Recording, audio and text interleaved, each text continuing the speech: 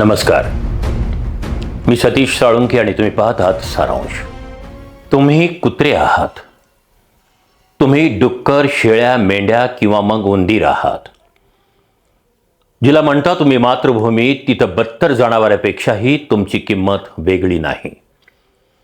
तुमच्या कवडीमोल जिंदगीची किंमत केवळ एका दिवसापुरती बोटाला काळी शाई लावून मतदान करण्यापुरती.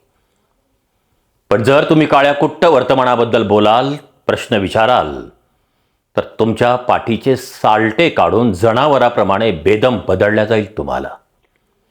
या व्यवस्थेत तुम्ही कुत्रे आहात, तुम्ही डुक्कर, शेळ्या, मेंढ्या किंवा उंदीर आणि जनावर आहात. साध्या वेशातल्या शेकडो जणांनी तरुणांना रक्तबंबाळ केलं जंतर मंतरच्या रस्त्यावर. कोण होती ही माणसं? हे पोलीस होते की लाठीधारी गुंड? कोणत्याही पोलिसाच्या छातीवर त्याच्या नावाचं नेमप्लेट नव्हतं. काही ठिकाणी तर पोलीसच दगडफेक करतानाही दृश्य चित्रित झाली होती. संसद एक पवित्र संकल्पना.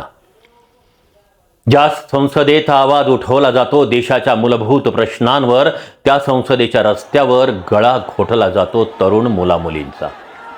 नीटच्या पेपर फुटीने लक्षावधी तरुण तरुणी, त्यांचे पालक झालेत सैरभैर.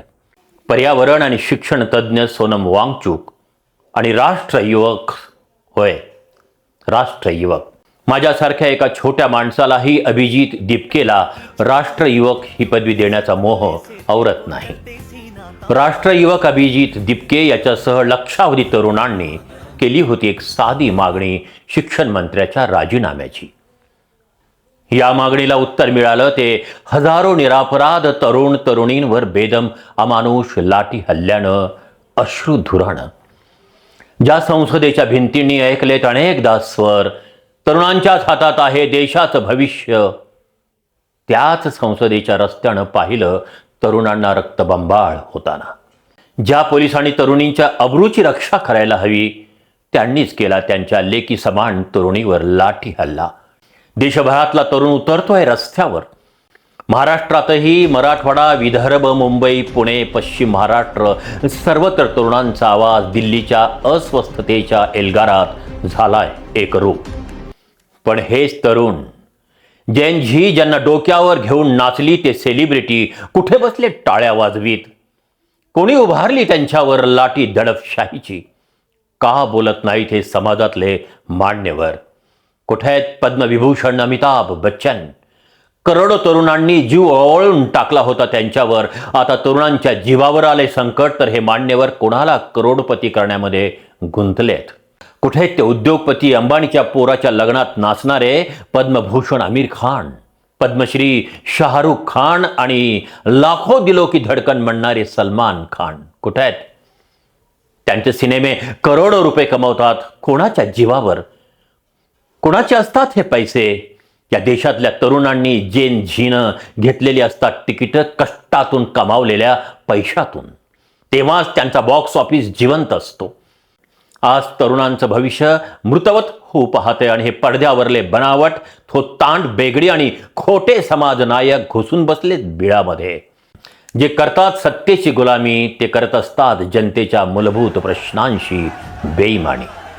कुठे आहे पद्मश्री ऐश्वर्या राय, पद्मश्री माधुरी दीक्षित आणि त्यांच्यासारख्या अनेक नट्या, ज्यांना या देशातल्या लक्षावधी तरुणींनी, खेड्यापाड्यातल्या, तांड्या वस्तीवरल्या गोरगरिबांच्या पोरींनी केलं होतं सेलिब्रिटी? आज याच तरुणींवर बेदम लाठी हल्ला होतोय, त्यांना जखमी केल्या जात आहेत. तरी का गप्पा आहेत या सेलिब्रिटी नट्या? वर्तमानाच्या विद्रूप चेहऱ्याला डोळे झाक करून कोणत्या ब्युटी पार्लरमध्ये करतायत सजावट चेहऱ्याची आणि कोणासाठी? देशातल्या लक्षावधी तरुणांनी ज्याच्यावर जीव ओळून टाकला ते पद्मश्री, पद्मविभूषण आणि भारतरत्न पुरस्काराने सन्मानित सचिन तेंडुलकर का बोलत नाही जंतर मंतरवरील अस्वस्थ तरुण भारताच्या लाठी हल्ल्यावर? अंबानी, अदानी यांना हा प्रश्न विचारण्यात काय अर्थ आहे की जंतर मंतरवर तरुण तरुणींवर झालेल्या ऐतिहासिक, बेछूट, अमानवी हल्ल्यावर तुम्ही का बोलत नाहीत म्हणून? कुठे आहेत ते समाज परिवर्तनाच्या गप्पा मारणारे प्रगतिशील साहित्यिक, नाटककार आणि कलावंत? जंतर मंतरवर तरुण मुला मुलींवर बेछूट लाठीमार झालेला पाहताना कुठे दडून बसली यांची संवेदनशीलता? लक्षावधी तरुणांच्या भविष्याचा प्रश्न उभा राहिलेला असताना तुम्ही स्वतःला सजवून बुधवार पेठेच्या कोणत्या दारामध्ये उभे आहात कलेची आणि तुमच्या पुस्तकांची विक्री करण्यासाठी? अभिव्यक्ती स्वातंत्र्याच्या नावाने जागरण गोंधळ करणाऱ्यांनो, आता कुठे गेलाय तुमचा गजर स्वतःला व्यक्त करण्याचा? जय भीमचा नारा आता नाही राहिला मक्तेदारी काहींचीच. हा नारा झालाय आता देशव्यापी. राष्ट्र युवक अभिजित दीपके नावाच्या पोरानं जात आणि धर्माच्या भिंती फोडून तो पोहोचवलाय लक्षावधी तरुणांच्या हृदयात. पण तरीही प्रश्न उरतोच. जय भीमच्या नाऱ्यावर ज्या पुढाऱ्यांनी गेली अनेक वर्ष केला ठोक आणि घाऊक व्यापार, कुठे आहेत ते जय भीमचे व्यापारी? सत्य माणसाला मस्ती येते हे ऐकलं होतं आणि अनुभवलंही होतं. पण सत्ता माणसाला मानसिक आणि बौद्धिकरित्या इतकी लुळी पांगळी करते हे दृश्य पाहण्याची वेळ या देशातल्या वंचितांसमोर येऊन ठेपली आहे. देशातल्या तरुणाईला जेन झीला नाव ठेवणाऱ्यांनो, जेन झीने उत्तर दिलं जंतर मंतरवरील स्वातंत्र्यानंतरच्या इतिहासातल्या सगळ्यात मोठ्या तरुणांच्या आंदोलनानं.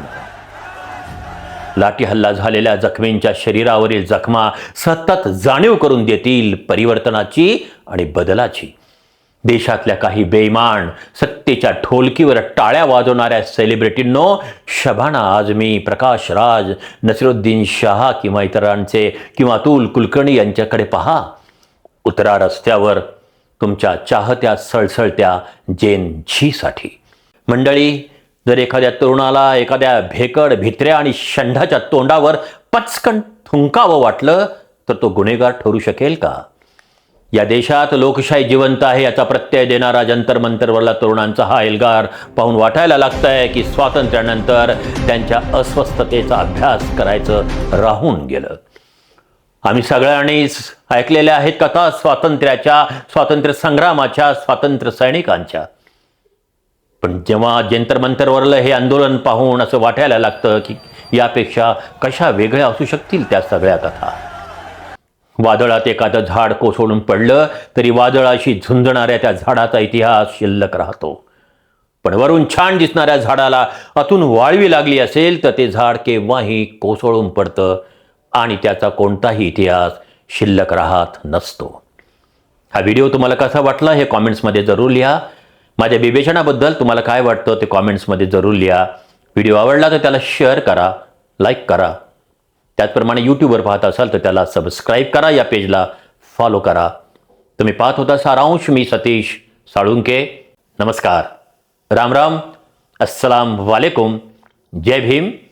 पाहत राहा तुमच्या मनातला अंश, तुमच्या मनातल्या विचारांचा अंश, सारांश.